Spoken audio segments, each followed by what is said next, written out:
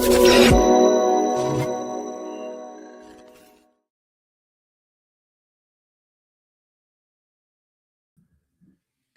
evening, everyone. Welcome to another episode of So What's Been Happening. This one is episode 223 and an exciting one with Jeremy Beggs. This young man joined me quite some time ago in our little journey on this podcast. As we've touched on multiple times, we're never supposed to go past episode 1. Rapidly moved through episode 100. Jeremy joined us on episode 166, believe it or not, in December 2024. So there's a little bit of useless history for you, but it was great to have Jeremy on the show.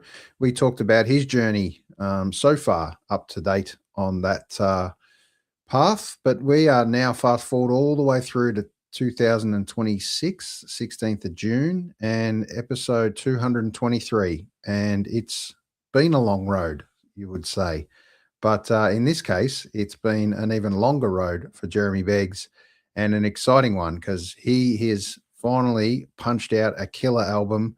Well, not that I'm surprised, but this one is an absolute ripper, and we're going to play a few songs from it tonight, and we're going to have a chat to Jeremy about how life is with a new album out in the big wide world. So let's bring him up. G'day, Jeremy. Welcome back. Most importantly, thanks, Aaron. Yeah, it's wonderful to be back. It's not that often I get to welcome back a guest, but it's really exciting that we you are and we are discussing a brand new album called The Long Road.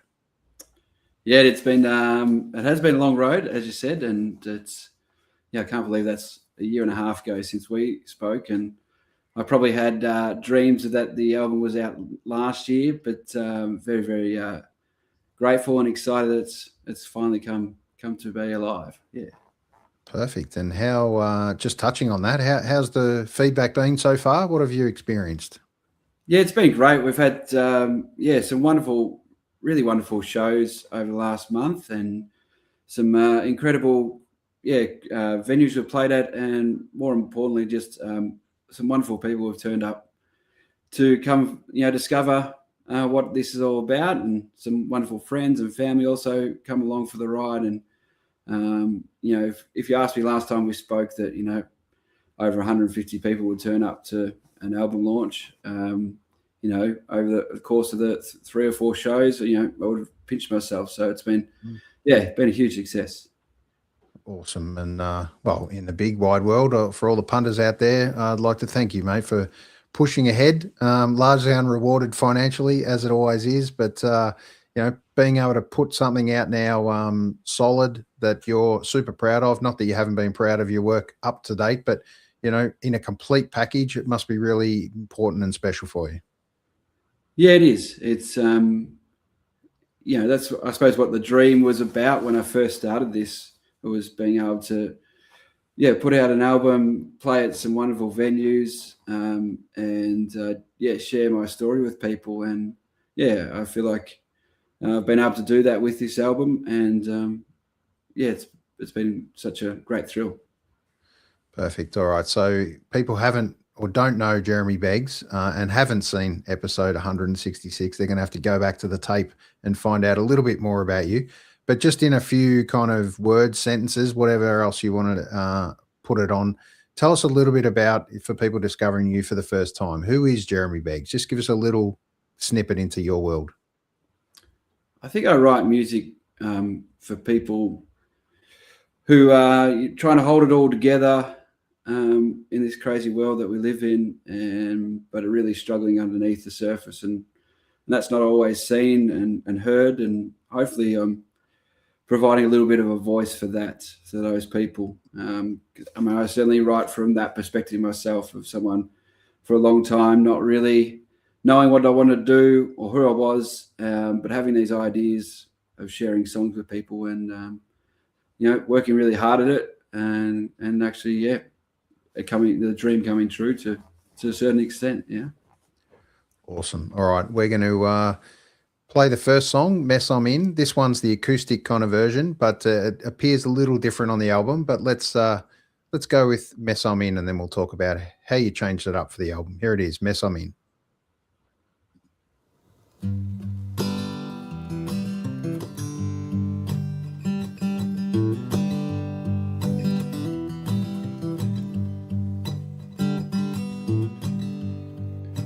wanted the party to end. First to arrive and last to leave. Then up the drinks, strong and quick. Give me the reason to believe that you couldn't see the mess I'm in. I could hold my hat. Yeah, honey, I played that part. Pull the covers over your eyes. You never see the fall. And you couldn't see the mess I'm in. Well, honey, you couldn't see the mess I'm in. So open up the door and step into the light. Now you might see the mess I'm in. Go right now, the ceiling's bright and the hole is open wide. More shadows too high behind. Now it's so loud in the light.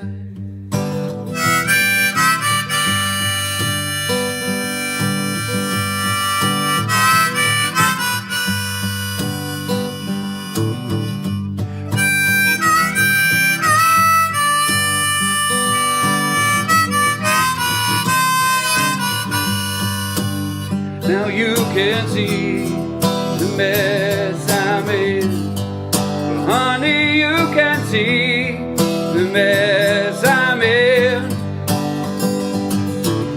So open up the door and step into the light. Now you might see the mess I'm in. Alright, alright now.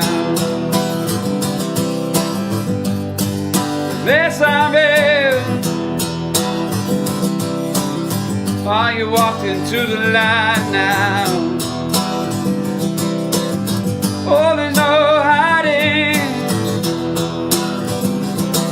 the mess I'm in, the mess I'm in.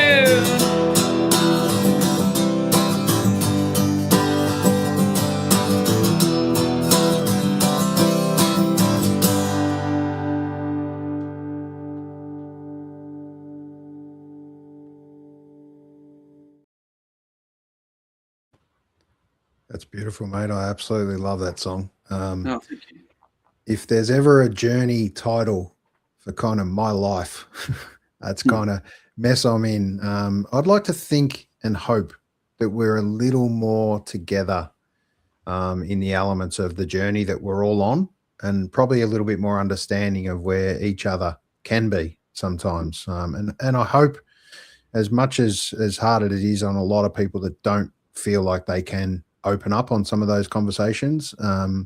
Mess I'm in, talk to me about what it means for you, and what you're hoping to kind of push out there in the world to discover and discuss those topics. Yeah, I think last time we had a good conversation about mental health and the challenges we face with that. Mess I'm in came from a time where I had a pretty significant mental health episode. Yep. And as hard as that was, what it did was it shine a light, I suppose, on the things that I was going through, and like as I say in the sort of the song, like it's that people finally saw all those warts and things were going on, and there was absolutely no hiding that I needed to do something about the things that I was ignoring and not paying enough attention to. So I suppose it's being exposed is in some ways is a good thing. Like it's when there's nothing, there was no room to hide for what was going on for myself, and I had a choice basically of you need to work on these things, you need to step up and do these things, or like the reality was that my marriage and my family were were on the line, really. So, it was a real turning point, I suppose, for my own acknowledgement of the mental health journey I've been on. And I don't always get it right, and still don't some days, but there's that experience, I suppose, allowed me to go, okay, well, you need to make sure you're doing something here. And then further on from that, going,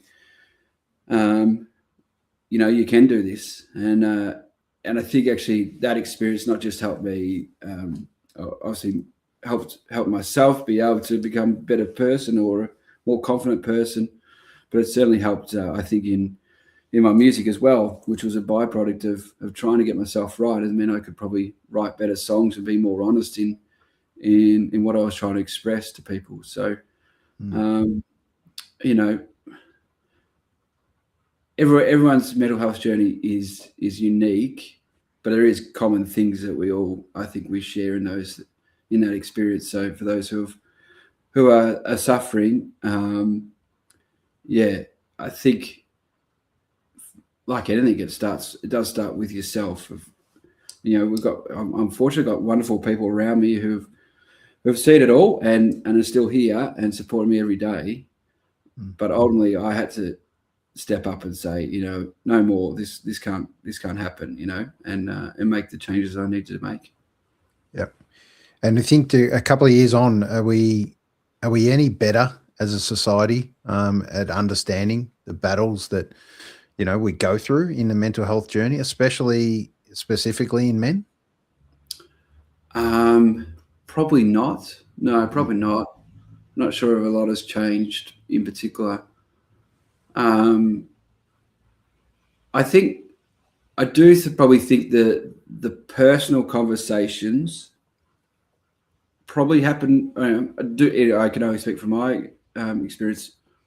Do happen a bit more. Where I'm certainly more open to share with my friends some of the things that have gone on, or going, I'm really been struggling the last couple of weeks about this or that. And so I don't know if that goes out into the broader community, but I can only hope that at least there's, and when you do share those things, from my experience with people, that it's certainly not, or it's certainly welcomed, and it's certainly, heard with love and support. So hopefully that's happening. But there's, obviously a long way to go. Yeah, I'd like to think we're a little better than we were, and we're a little bit more open to understanding that it's actually, it's not a big shell that we need to continue to bear, and we are human after all, and we're not, we all have elements of destructibility at times, and self-destructibility, I think, a lot of the times as well. I do think we overthink a hell of a lot too much, and we don't think of, like your title of the album, The Long Road. It is a journey, and it's a continuous journey, and there will be speed bumps and curves along the way. And I think that's a beautiful part of the journey that you're on. And it's acknowledging and having support around you, whether that be family, friends, or punters in the room that you can have a chat to at any one time. I think the beauty that is music, and that can join and bring people together, is truly a special gift. That the journey of songwriting as well, from an outpouring of emotion, and being able to journal and have documented kind of journeys in your life, or stories that you tell, true, false, or otherwise, in some instances. I think they embark and evoke conversation time, and I think that's the journey you're on, and you're blessed to be a storyteller. Thank you. Yeah, it's sort of kind of pinch myself at times that I am actually doing that, because I hated English at school. Absolutely hated it. Nearly failed it in year 12. So it never it still doesn't quite, I don't think, come naturally. You know, I can pick up a guitar and strum some chords and work out a melody, and all that kind of stuff comes very, very natural.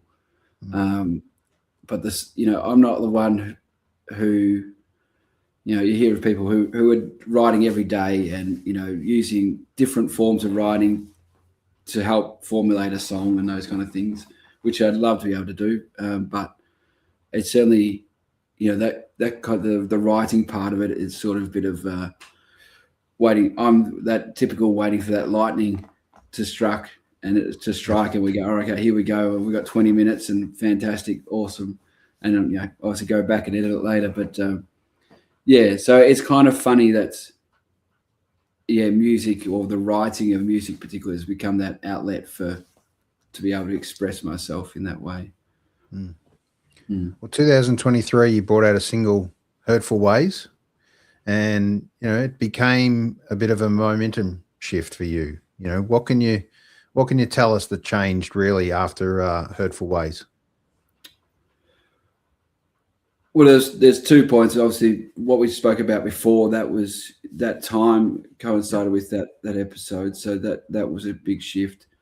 And it obviously, the shift into sort of a more Americana sound happened at that point too. So it just felt, you know, particularly around the sound, it felt right. It felt like that was the vehicle, so to speak, to be able to express those ideas musically, which previously to that I found maybe a little bit lacking. You know, look, I'm very fortunate that I've also found a pedal steel player, an electric guitar player, Ash McLean, who's played on, you know, not Hurtful Ways, but pretty much everything else since. And to have someone who could sort of put those emotions, those feelings, put them into music and in the way that he plays is, it's been really, really special. And I think our sound's continuing to grow, and I think this is really excited for what comes next in terms of the sound we're able to create, because it feels like, you know, the drawing board's clean again, and we can have a bit of another go at seeing what we can come up with.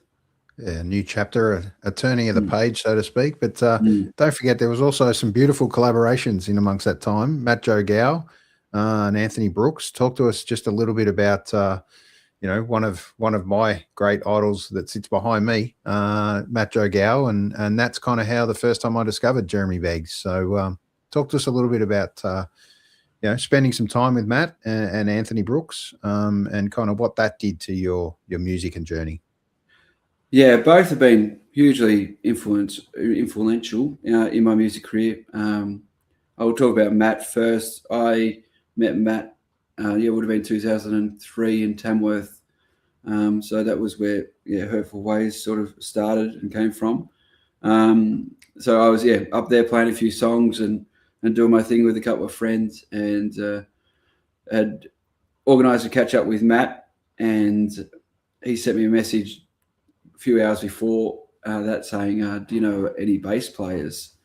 Their bass player had broken down halfway between Melbourne and Tamworth, and he turned back, and I, you know, at that stage, you know, I wasn't very confident, but for some reason I just said, I can play a bit of bass. And that turned into most intense 24 hours I think I've ever experienced, trying to learn a full set of Matt's songs to play on at the Tamworth Hotel. And that's probably, look, it certainly had a big influence in terms of my sound of that moment, because it was like, playing bass, you know, you're part of the engine room, and you can really get a sense of how the groove's, you know, sitting and how everyone's playing together. And it was an amazing experience to be able to do that, and for me to pull that off with such short notice, and it was really gave a lot of confidence. So then from there we were fortunate fortunate enough to write a couple of songs together and go into Andrew Pollock's studio and record a couple of songs there. So which started off that little journey. So I learned so much from Matt through that time, and very, very grateful for all the things he was able to show me and things I learned from him. And it'd be great to do something again in the future. Anthony Brooks is a friend from Ballarat. We've known each other for a long, long time, 20 plus years. We've played a lot of music together. A lot of the time was just sitting around campfires and having a bit of a sing along and those kind of things. And then in about 2016 or 17, I think, he started a band called the Suffringtons. It was just a little local band in Ballarat. And about 6 months or 12 months into that, they asked me to jump on board and play a few different instruments. And sort of as that little project went along, Anthony started to invite me to write some songs together. And one of those was Winter's Town, which was I think the first song that I released.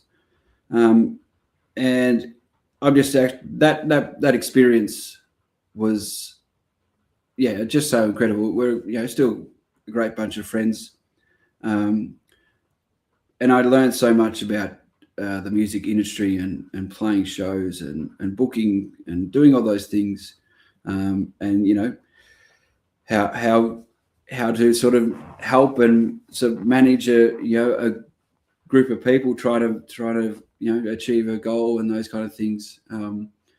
So Anthony's he's a really, really special friend, and we continue to write songs from time to time together, and there's still a couple more up our sleeve that hopefully will come along on the next album. Beautiful. All right, we'll give you a little breather with we'll play a song called Cover Me. Here it is. Just we're going to cut this one a little short just so we can get through a couple more songs, but we'll leave them hanging a little bit, they say, Jeremy. All right, here it is. Cover Me.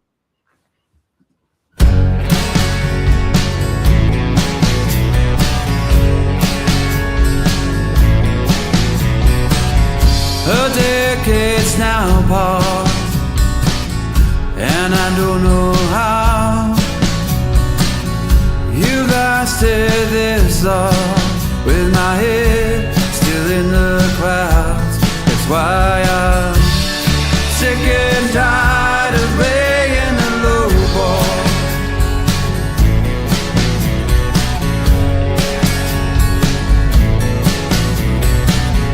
I've been lost and lonely, hiding still standing tall,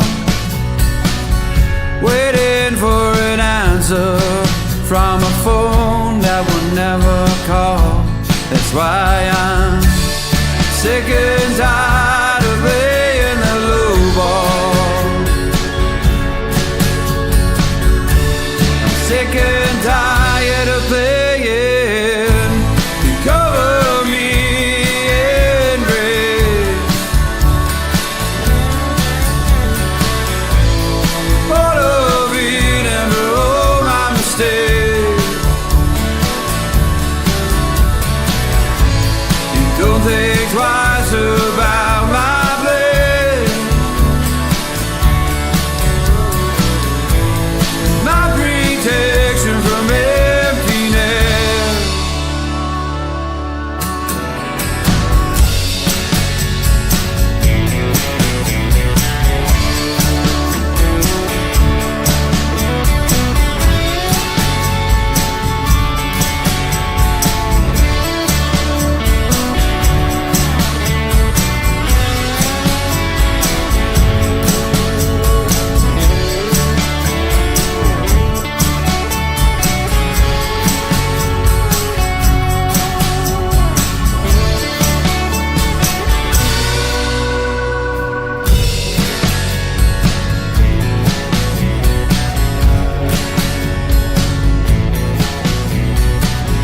Your warmth, it holds me like day dance in the night.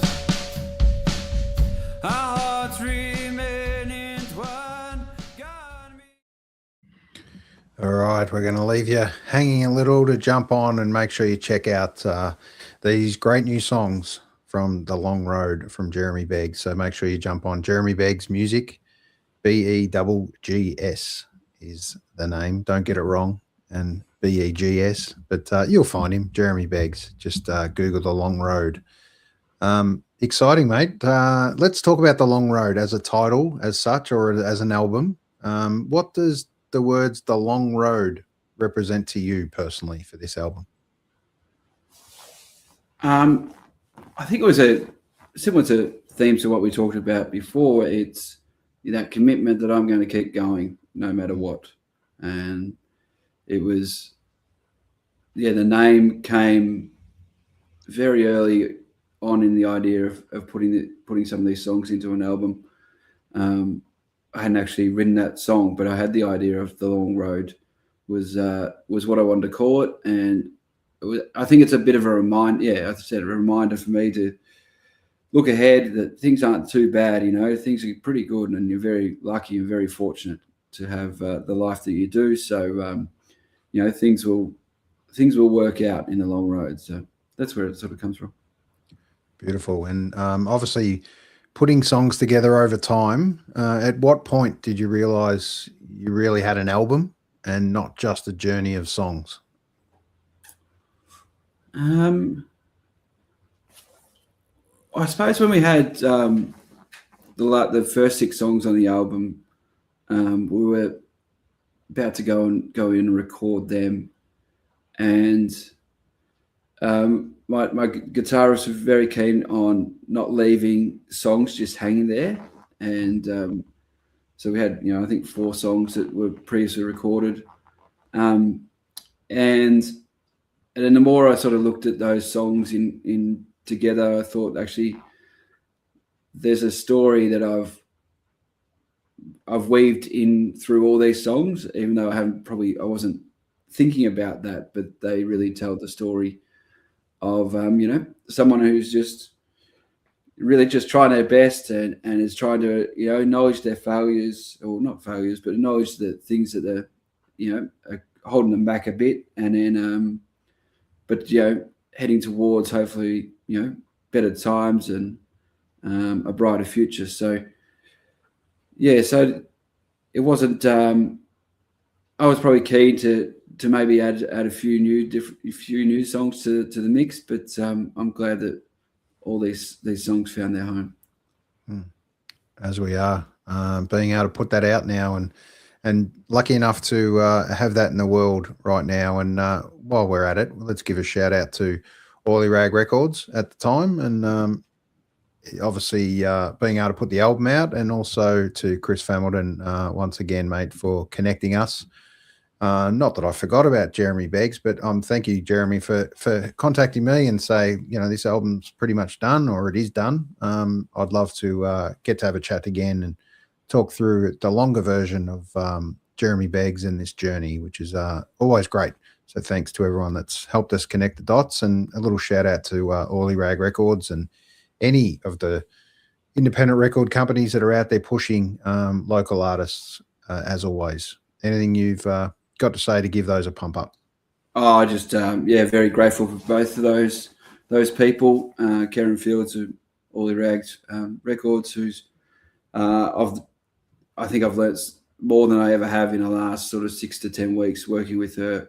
It's been incredible, and she's. If there's any other musos out there who are looking for someone to help release their album or next single, get in touch with Oily Rags Records, because they've been amazing. And to Chris as well. And Chris is great. Just I don't we wouldn't have connected if it wasn't for Chris. And there's so many other radio stations out there that thanks to Chris I've had songs played on. So all of it is amazing. And without community radio, I don't really have a career, I don't think. So so huge shout out to Karen and Chris. One of the most two beautiful human beings in the world, but especially Karen Fields, one of my all-time favorites. That first moment I ever heard her voice blew me away, and continues to. Her presence in the room between her and Matt Joe Gow, their ability to just make a pin drop in those rooms is truly incredible. And to have Karen on the radio, strutting her stuff in amongst PBS here and there now, and I look forward to the next chapter of her journey as well. So Oily Rag Records, long may it continue. So great for that shout out. All right. There's just a level of balance in amongst this, a balance of honesty and the vulnerability also that's in your writing. How do you juggle that and balance that in amongst that version of now 10 songs? Have you seen it kind of evolve over time?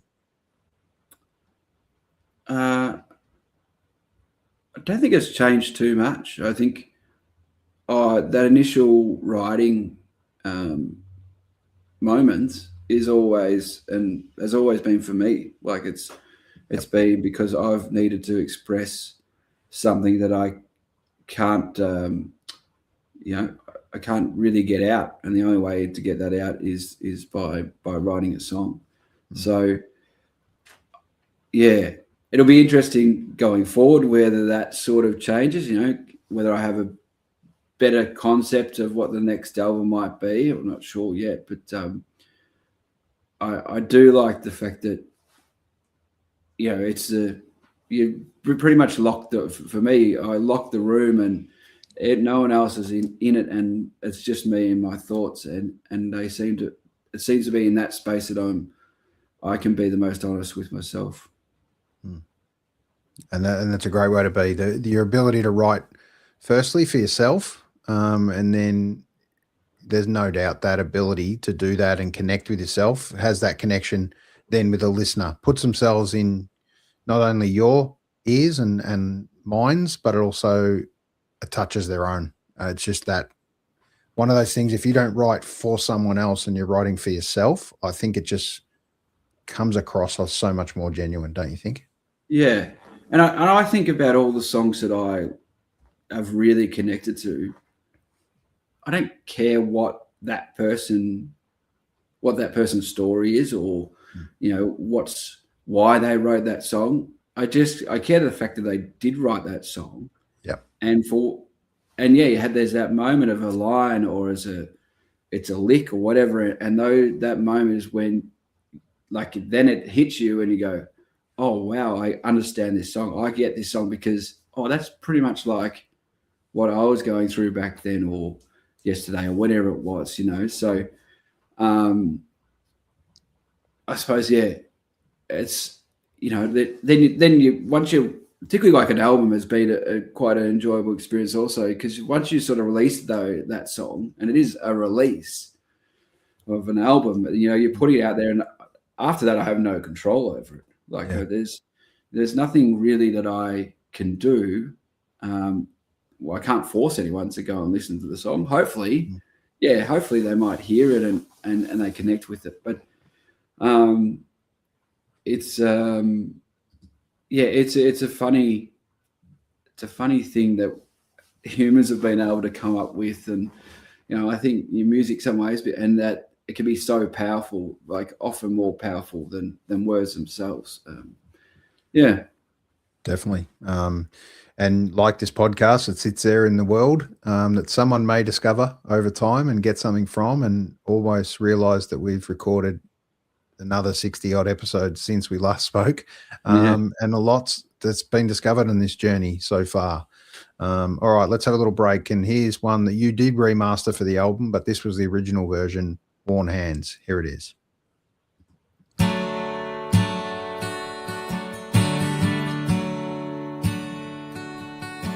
Here's a man's word still written on his hand, waiting to be used, cracked, torn and break. Do you see them? Do they tell you my name? Or will I just be a blank face? Do you have a plan for these worn hands? Will you understand my old hand?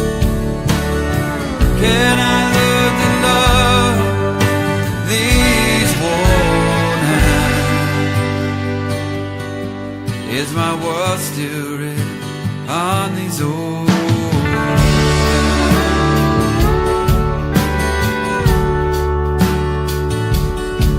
Here's a man's song still sung before he learns to stand. Waiting backstage, lights broken and lit. Do they see him? Do they heed the refrain? Or will I just be late in faith? A plan for these worn hands. Will you understand my own hand? Can I learn to love these worn hands? Is my world still written on these old hands?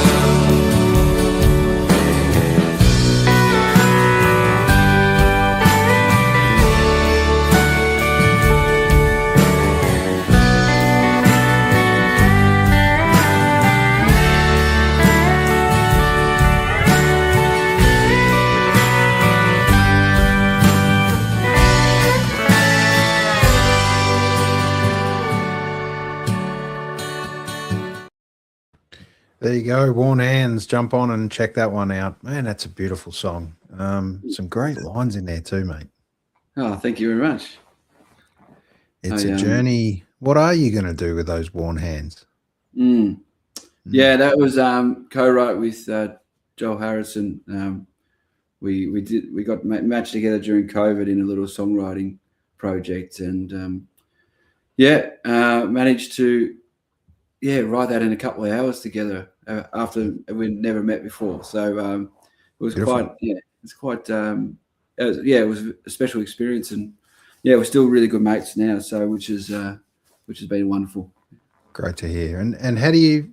Obviously, you've been out playing this album and doing some releases with it and launches. How are you kind of finding the Aussie Americana scene? Kind of, how does it feel right now?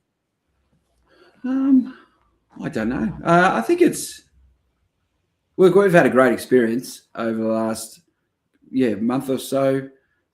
Great show here, hometown show in Ballarat. Went to the Wesleyan, and had a beautiful crowd there. Geelong was a fantastic afternoon down there, and then went up to Trentham and Swan Hill. I don't really know what the scene's like, to be honest. You just try and share what you can, and hopefully you get in the right people who want to listen to this style of music. Sure. We're still a niche for sure. We're never going to, even I suppose the bigger names who I think of in Melbourne. We've got the Brunswick Ballroom, and they can sort of sell that out. And if you're selling that out, then you're doing very well. Absolutely. So, I'm not sure how many people fit in that room, but look, it's still niche. Even though country's got big and everyone seems to love country, we write songs that are pretty heartfelt, and we're not there. You're not going to go to an Americana show and have a mosh pit up the front of people.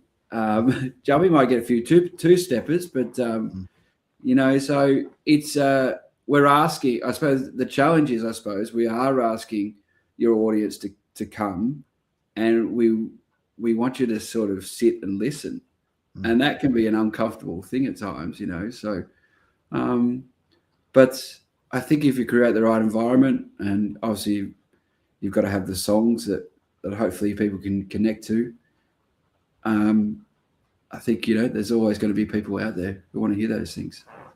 Yep. Perfect. I just think it's having a real, not transformation is probably the wrong word, but it's more a real focus, I think, at the moment. And I think it's very much generated, I think, by, shows of popularity. that are kind of sitting on Netflix and Stan and all those kind of stories, and the Yellowstones and all those ones that come with it. Now, largely a lot larger artists, but it's running that same profile and that same feel, and giving more shining bright lights on things like Tamworth and any of those regional shows in amongst like your hometown Ballarat. That's great. And I think those shows like at little places like Kyneton and Major Tom's and all those little indie venues that you can go and play a beautiful show of reflection and a song, the ability to transport us into another world, including yours, of outpouring those songs is truly a special gift, mate. So long may it continue, Jeremy Beggs. And that longer road is going to stay long. It's not getting any shorter. No. It's great. It's great. I really look forward to the next chapter, mate. But talk to me about this album in particular and your kind of the way your style, I guess. How does it translate really into what became a recording and then moving it into a live setting for a show? What do you change, and kind of what are the elements that stay the same, I guess? Well, first off, not much really. I'm very grateful for my band, the Long Road Travellers. We had Ross Tweeddale, who's on drums and backing vocals, Craig Ditchell's on bass and backing vocals, and as I said before, Ash McLean on the pedal steel and electric guitar. So I've been really conscious of wanting to create, wanting that there's not too much difference between the stage show and the album in terms of the sound that we can create. So in terms of when I was, we're thinking about adding different instruments in, generally I didn't want to add too much. There's some lovely keys and organ floating through a number of the tracks. 12 Years More is probably the exception, where there's saxophone in that. I can talk about that in a minute. But for majority of them, the way they sound on the album it sounds pretty much the same when we play them live. And I think that was it's the strength of the band that I have, and but it's also, I think a lot of people, when you go and watch a show, obviously you want some surprises in there, but generally you want it to be sounding the way that it sounds on the record. And I think that was something I kept in the back of my mind for majority of the songs. Yeah, beautiful. And that key takeaway, you'll never get the line of, "Hey, it sound nothing like that on the album." Yeah, that's right. Yeah, conscious of that. That drunk guy down even the to the point where on 12 Years More, so obviously I played sax at school and always wanted to have a saxophone as part of one of my songs. And I had wonderful Sam Boone, who's a Ballarat brass player, come up and record that part. But to the point of trying to keep it sounding like it does on the album, that Ash actually has changed his guitar part to try and mimic the sax line, as well as keeping his own guitar part going. So, which sounds pretty cool. Obviously, one day I'll have a sax player who'll come on tour with us to play one song, but it's not going to be at the moment. Oh, Sam will come along for the ride, won't he? Yeah, no, maybe. Love Sam, but probably not. All right. We're going to play a couple more songs, but just before we do, what is coming next? You've played a couple more, or some of the album release shows in some regional towns now. What's in the pipeline? Is there anything you can kind of give us with at the moment, or keep us up to date? Yeah, we've got Americana Assembly that Nathan Seeks and Jason Cohen have been putting together. So I'm on the lineup for that, which is in July 11th, which is really exciting. We've got a show yet to be released or confirmed, but with Fleur Weber and I've had a mental blank here. I was going to say the wrong name, so I don't want to say it. anyway, it'll come to me. Well, yeah, so that'll be coming in August, and then sort of October, November, I'm going to do a secondary tour as well. So just putting that together as we speak, and that'll be announced hopefully in the near future. Great. And how are you finding the challenges in amongst putting tours together and shows and trying to keep it somewhat around the budget you thought it was going to be? Yeah, I was pretty happy with the budget for the last lot of shows and the album. We've done pretty well. Yeah. Look, it's a never-ending challenge, and particularly trying to bring the band out with me as well, which I like to do as much as I can. Look, I don't know what the exact answer to that is, but hopefully it's just continuing down that long road and keep producing hopefully songs that people really enjoy and want to come and listen to. And some of those other things are out of my hands. I just got to keep doing the work. Yeah, perfect. All right, we're going to play "Signal Me In." Now, this was another one that was remastered on the album as such versus the clip we'll play. What can people layer in their mind that got changed for this song?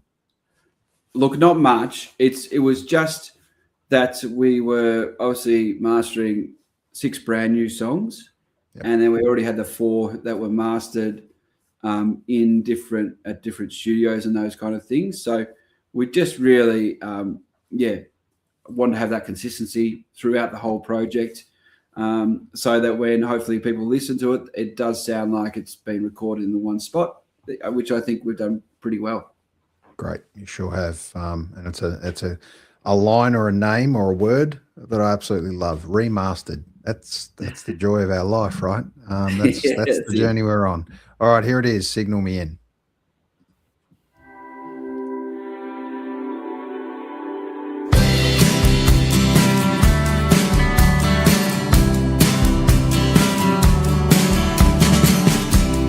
Will you be a sign to my salvation? The skeptic to my revelation. The sweet blessing to my curse, for better to my worse. Will you be a sign to my salvation and be there? Shine like headlights on the road. Be there, shine and sing into my soul. Be there, shine, shining like gold. Signal me in, signal me in.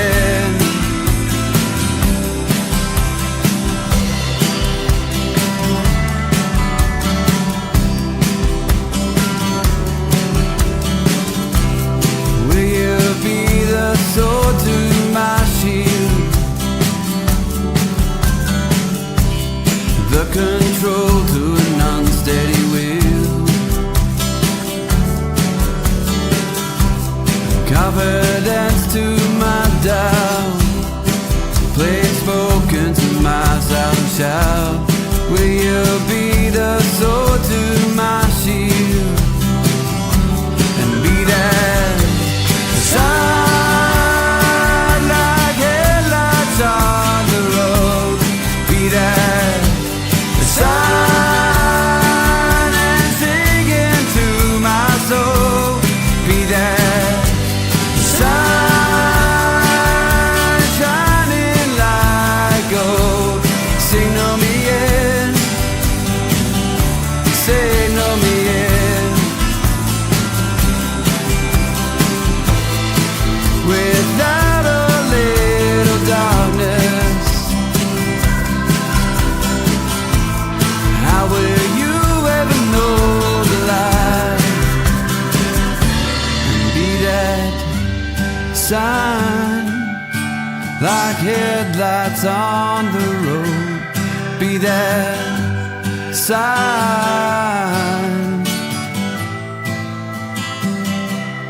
be that sign. shining like gold. Signal me in.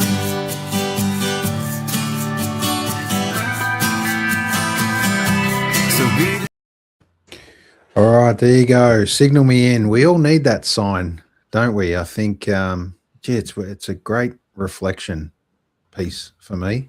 Signal me in, and just those combinations where you talk about the sword and the shield, those really important connections. So just a shout out to all supportive partners and friends that get around people and are there regardless. Through good times and bad times, just a shout out for support in general, and signal me in. That's a great line, mate. Thank you. That's Anthony Brooks's line. So yeah, I'll pass on the thanks to him for that one. But it's still a song that I love playing and love singing. Absolutely. All right, one song on the album that means the most to you. And that's pretty hard call in 10 songs that are all your kind of current babies. What's the one that kind of is resonating the most with you at the moment? I think Take My Hand at the moment is the one that sort of, is kind of sitting with me quite closely. It's, I think, you just need those people to walk with you, like you were saying.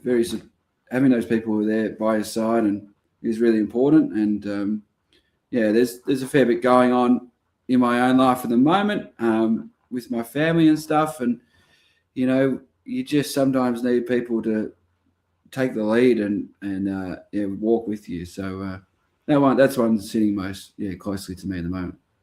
Great. And I'm going to hit you up for one artist anywhere in the world that you'd love to collaborate with.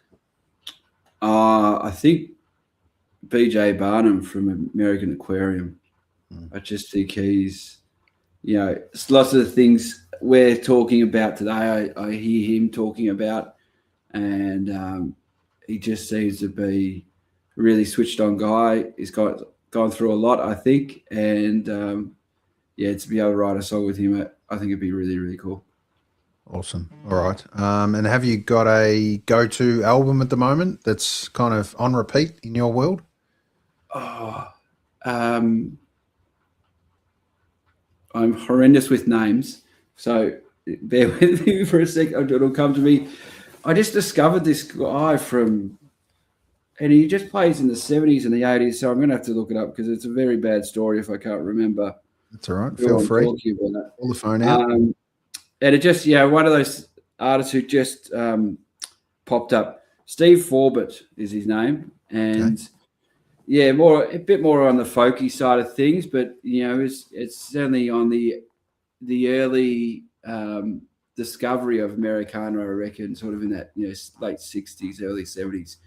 So I'm in a real deep dive. I should remember the name even compared with how much I'm listening to him, but I'm really connecting with some of these songs and really relating to his songwriting style as well. I find it's quite similar to what I'm doing. So, okay, great. And one message you want listeners to take from either the song, The Long Road, or the whole album?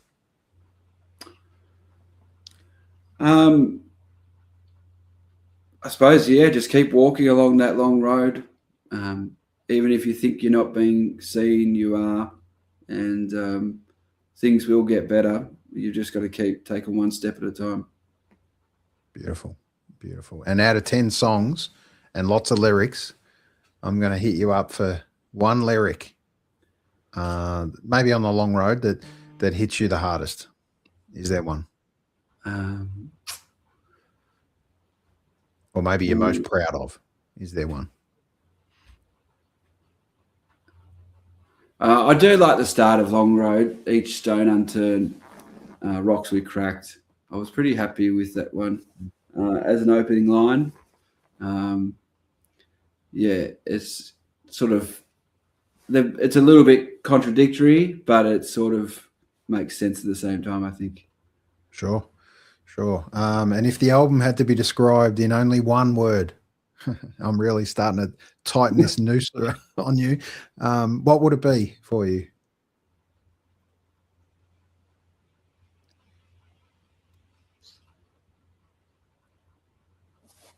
Mine. Awesome. Yeah.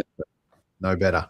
And who, we touched on artists to collaborate with, but there must be one in the world that you could throw out there that you'd just drop everything and get on a plane right now and go and collaborate with. If someone, who would be the absolute must drop? Must drop. You got some good questions here. I can't prepare for these ones.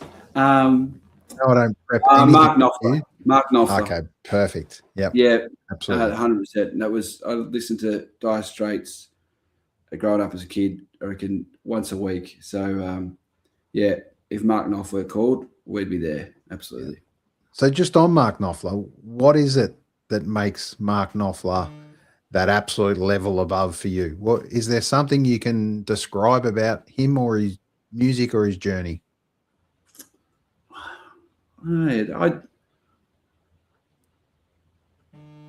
There's probably better songwriters. There's not too many better guitar players, though. I don't know. Maybe it's just because of how much I listen to him. I mean, I think his guitar playing melodies sound like a voice, I think, to me. Yep. So it was having this, pretty rough, husky sort of voice with some pretty cool lines in there. And then just having this guitar that just seemed like it was from a different planet, It's, some of those solos, and when it starts that first lick and it sort of bends up or whatever else it does, and you go, and it just transports you. So, it'd be pretty cool to have, him playing a solo over some of my lyrics. I reckon that'd be pretty cool. Absolutely. And a couple of last ones for you. What's a song, and it may be a Knopfler-esque answer, but obviously not yours, but you'd wish you'd written? Is there one that you just go, God, I wish that was the one song I wish I could put my name to? Look, if it's going Dire Straits, Brothers in Arms would be one that I wish I could have written. I just think that, in terms of being able to harness an emotion and or an experience of someone, that's, for me, sums up. It is pretty. I think it's very, very cool. So, we'll go with that one. Beautiful. All right, and one last one to finish off before we play the last track. Yeah, it's a pretty easy one. When people finish listening to The Long Road, what do you hope they feel? Yeah, I hope they don't feel. I said don't do there. I hope they don't feel alone. I think beautifully summed up. Yeah, The Long Road. We're all on that journey. We'd like to say we're on that journey together, and I think that's the most important part you want to grab out of this album. I urge everyone to jump on The Long Road. Jeremy Beggs, BEGGS. Google it, get on it. This won't be the last time you hear of Jeremy Beggs. I look forward to catching up with you once again, mate, on this journey. Next time in person, I promise you, and we'll do it at a gig soon. Great. That'd be wonderful. Look forward to it. Thanks for joining me. And we're going to go out with a lyric version, which you can, it's really nice when I see these lyric video versions, because you kind of can really get swept up in really focusing on the lyrics and not just hearing them. But this one, for 12 years more, that's what we're going to finish on tonight. So thanks again, Jeremy, for joining me. Good luck in the next few months as you continue to push the album out there. We'll do everything we can to continue to inspire people to listen to your music, mate. Thank you, Aaron. Really appreciate you having me on the show. No worries. We'll see you soon. Here it is, 12 years more.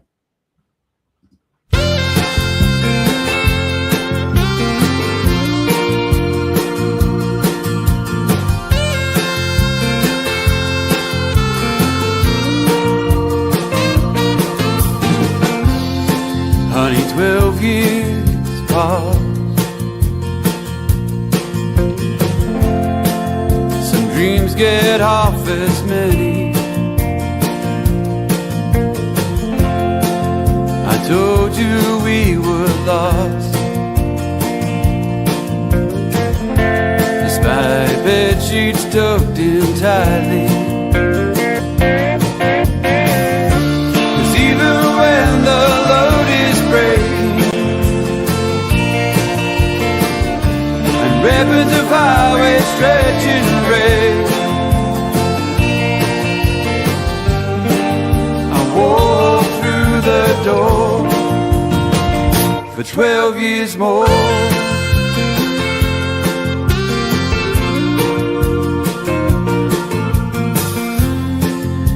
Say that I'm a dreamer,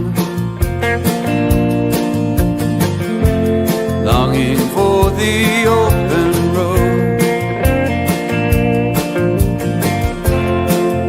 Although I'm on a journey, its roots drawn to outdoors. Even when the load is breaking,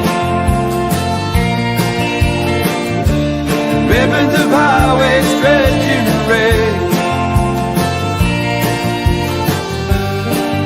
I walk through the door for 12 years more.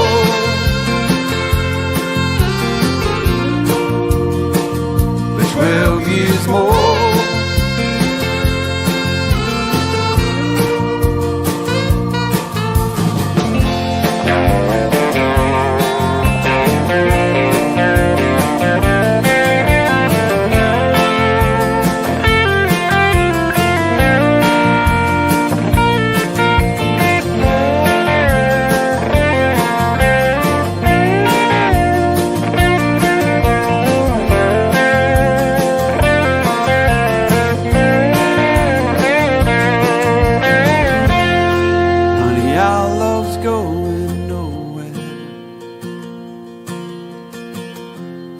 Even when darkness has raised its mark,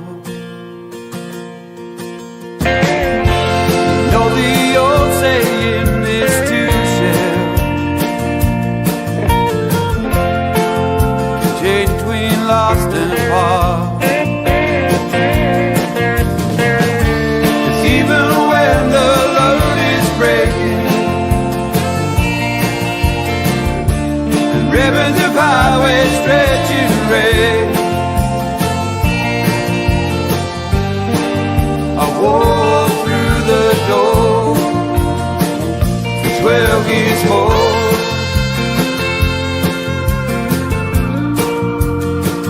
For 12 years more. Honey, walk me now.